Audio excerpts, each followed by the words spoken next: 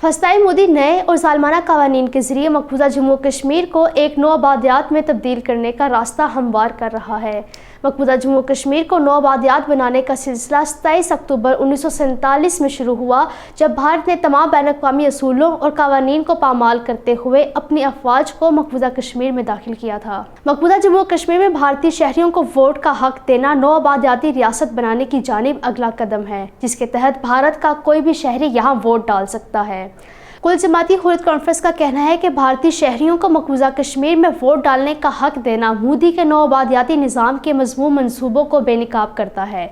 बदामिज़वारा Tihar jail में नज़रबंद कुल जमाती हुर्रियत कॉन्फ्रेंस के चेयरमैन मसरत आलम भट्ट का कहना है कि भारत की तरफ से मकबूजा कश्मीर को नौ आबादियात में तब्दील करना इसराइली पॉलिसियों का अकास है, जिससे कश्मीरी अवाम किसी सूरत बर्दाश्त नहीं करेंगे। इन तमाम मज़मूम कार्रवाइयों का मकसद मकबूजा कश्मीर में हिंदू वज़ीर आला मुसल्लत करना है, ताकि मकबूजा कश्मीर की मुस्लिम शनाख्त को हिंदू तहज़ीब में तब्दील किया जा सके।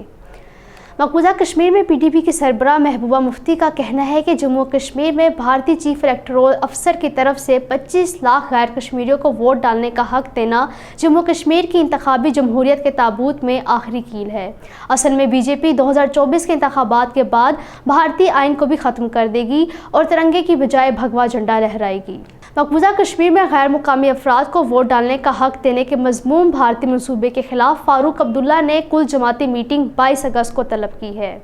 जम्मू बस स्टैंड से एक शख्स को मुजाहिदीन की माली मुआवनत करने के इल्ज़ाम में गिरफ्तार किया गया है। अक़वाम मुत्तहिदा में पाकिस्तान के मुस्तकिल मंदूब मुनीर अकरम ने भारत की जानिब से कश्मीरी अवाम के हक़ खुद इरादियत के हसूल की जदोजहद को दहशतगर्दी के तौर पर पेश करने की कोशिशों की मज़म्मत करते हुए कहा है कि भारत कश्मीरी अवाम की जदोजहद आज़ादी को ताकत के बल पर दबा रहा है, क्योंकि दहशतगर्दी लोगों के जायज़ हक़ खुद इरादियत के हसूल से अलग करने की कोई कोशिश नहीं की गई है।